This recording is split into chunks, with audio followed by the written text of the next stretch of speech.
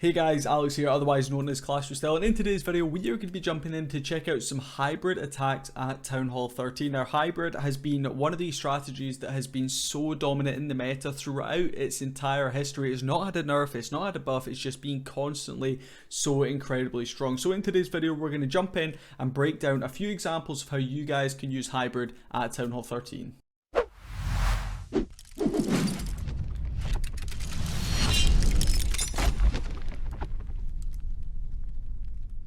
Alright, so the first example of this is going to be coming in from Sing. Now, all the replays you guys are going to be seeing today are going to be coming in from the Alpha Arena clans. Now, this is part of the Alpha League qualifiers. If you guys haven't heard of Alpha League, all I was going to say is just head down to the description below. There's a link to the Discord server. It's the biggest 1v1 league in Clash of Clans. But here we go. We're going to be kicking off proceedings now with a hybrid. You're always going to be looking to try and get as much value from your queen as possible. So you're always going to see in a hybrid attack a queen charge coming on through, and here Sing really smartly uses an ice golem in front of the clan castle and then brings in his queen charge from behind. Unfortunately, he is going to be going against three of those Expos, also going to get hit by the Eagle Artillery, so we are going to have to go to ability pretty early on. His second super wall breaker unfortunately didn't even open up the wall section he was looking for, which kind of is going to screw him a little bit here. Ideally he was looking for this queen to step up and enter the town hall compartment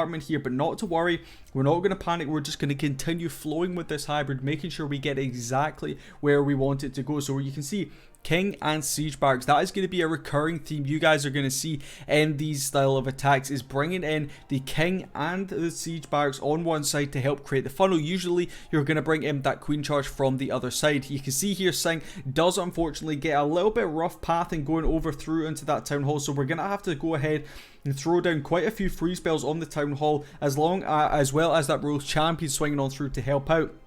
But luckily here for Sing, you're going to see the hybrid does end up splitting up a little bit, but the majority of it is going to stay at that top section of the base, and this queen somehow, some way is able to survive along this left hand side of the base.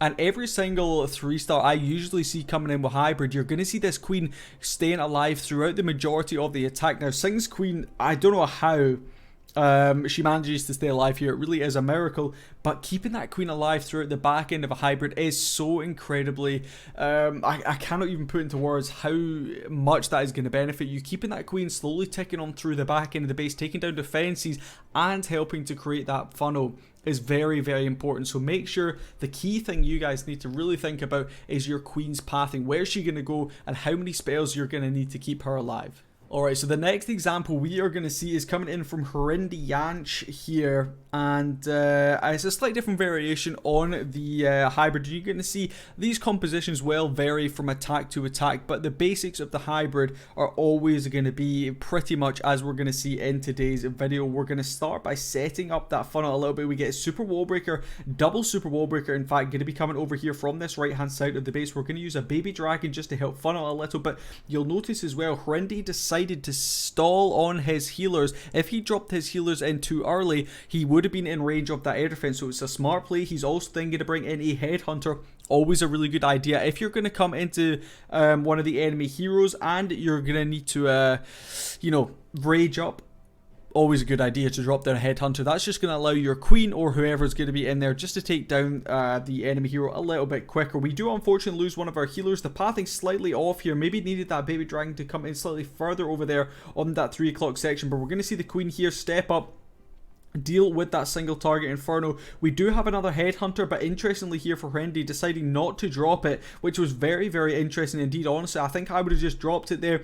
Potentially could have saved our queen from going to ability, but you're going to encounter these super minion headhunter CCs a lot in this game, and you want to make sure you're always prepared for it, especially when you're coming in with a queen charge. So poison always goes down on those super minions, and then the free spell can be used for the headhunters if needed. So remember to always poison the super minions rather than the headhunters. That is vital. But again, you're going to see the King and these Siege Barracks going to be brought in combination to create that funnel. Unfortunately, they were brought in slightly delayed on this left hand side of the base, so the Hogs and Miners have ended up up kind of swinging onto the outside rather than focusing their intentions on the middle. But that's not really going to impact us too much here, considering we do still have our queen doing a little bit of work over here on this right hand side of the base. Unfortunately now she is getting locked onto by that scatter shot, but we are going to just let her continue to try and at least break through this wall, maybe get a little bit of work for us here on the back end.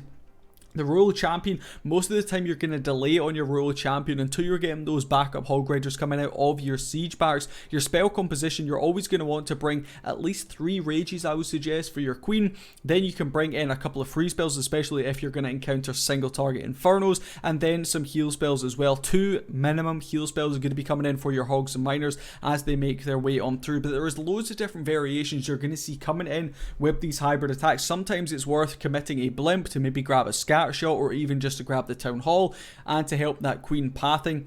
But most of the time you're going to be a pretty safe bet using the king and a siege barracks to help create the funnel on one side and the queen charge on the other to put your hogs and miners right up into the middle of the base. So we've got 2 more examples of successful hybrids, so without any further ado, let's hop out and check them out. Alright, so the next example of a hybrid we are going to be jumping in to take a look at comes in here from Spectre. And this is, again, a slight different variation. You're going to see the mix on the miners, on the hogs, and this is always personal preference. So what I would always suggest is really just playing around with hybrid until you come up with a composition that you're finding is working for you and one that you're going to be comfortable with. Now, me personally, I like to have quite a lot of troops to help set that funnel for my queen. I always want to make sure my queen is going the way I want her to. Some people go a lot less heavy on their funnel and they just kind of let the queen go where she wants and hopefully at least walk up the side that they are looking for. But it really is going to be personal preference. So just like I said, play around with your hybrid, find what composition works for you.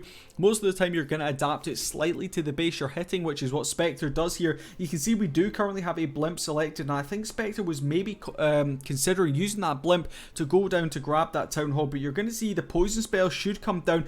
Down it comes. No super minions, which is interesting coming out of that clan castle. We're going to see quite a lot of those headhunters and an ice golem. Ice golem slowly creeping back into the clan castle meta just to hold up. People are looking more for attacks to time fail than anything else, but you're going to see Spectre here. His queen does step up and into that town hall, so she is going to be able to take care of that. We did have to commit a free spell because those healers were in radius, and trying to protect your healers as much as you can is absolutely vital. Some Coca-Loons definitely should have been used a little bit early here for Spectre. You're going to see he did end up losing a couple of healers to those black bombs. So remember, when you're queen charging, always worth committing a couple of those Coca-Loons. We're going to see more Seeking Air Mines taking care of our queen. And those healers this time are actually going to transfer from the queen over to the hybrid. Now that is not always the worst thing. Ideally you are going to want to keep those healers with the queen, but sometimes them switching over is really going to help you because that's going to act as a constant heal spell throughout the entirety of your attack. But the pathing pretty nice here. Again, we are going to see a siege barracks. So remember we did have that blimp selected, but Spectre deciding to swap on over to the siege barracks on this one, and we're going to see it coming alongside the king on this bottom section of the base. And because Spectre didn't need to use this rage spell, which you're going to see down in the middle of the base right there on our queen charge, which I think potentially Spectre was looking to grab that scatter shot at the top section of the base, we are going to be able to commit the rage spell in the center of the base, and that's going to allow our hogs and our miners to get through very, very quickly indeed. But you're going to see this one actually is going to be pretty tight here on the back end, just because our queen didn't quite path where Spectre was looking for. But adapting in these sort of situations is always going to be, you know, worth practicing and planning out for. If your queen's not going to go the right way, what can I do to adapt this strategy to make sure I'm still going to guarantee that triple? And you're going to see this queen, even with no healers left up there at the end, is going to be able to clutch up the Royal Champion, doing a lot of work for Spectre there on the back end. But you're going to see, I stream all the time, twitch.tv/Clash with Style. I see so many examples of people sometimes even completely and utterly failing a queen charge, yet they're still able to triple with their hybrid as long as that funnel is half set up. Ideally, you're always going to want to make sure you funnel 2 sides of the base. So funnel this side, so your hybrid can come either through the middle, or just funnel one side of the base so your hybrid can take the other.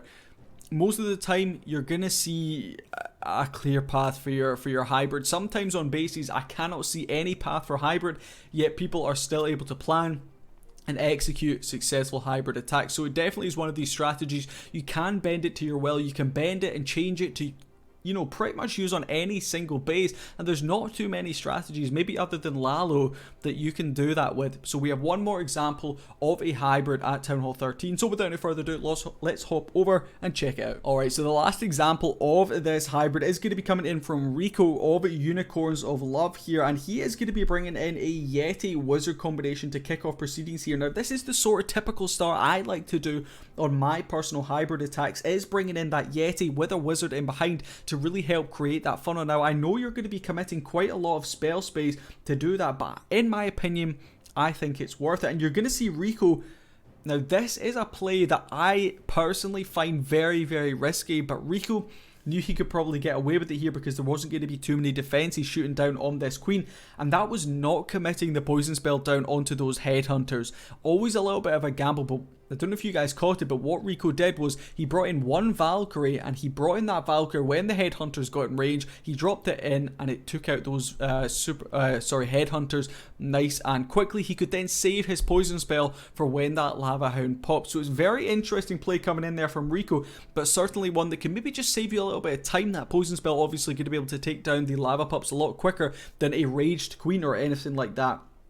But again, another different variation on a hybrid. You're going to see Riku bringing in a jump spell for his queen, and that's going to be pretty important in this attack, if I'm honest, because we're going to want to make sure that that queen paths exactly where we want. And if I'm honest, at this point in the attack, I don't think that funnel is fully set over here on that right hand side, but the queen luckily does get sucked in by the royal champion and the enemy king. We are going to see a lot of fire on this queen, and that's always with the risk, pushing your queen so deep into a base, especially with a jump spell, is most of the time you're going to be getting hit by expos, scatter shots, inferno towers. There's going to be so much shooting down on your queen that she is probably going to have to go to ability like she did here for Riku, or she is going to end up getting taken down. We do end up committing a invisibility spell over here on that right hand side of the base, but unfortunately the queen does end up going down. But you're going to see these healers make a little bit of an effort to transfer over onto our hogs and our miners, but unfortunately they do end up going down there. But keep an eye on the spell placement there.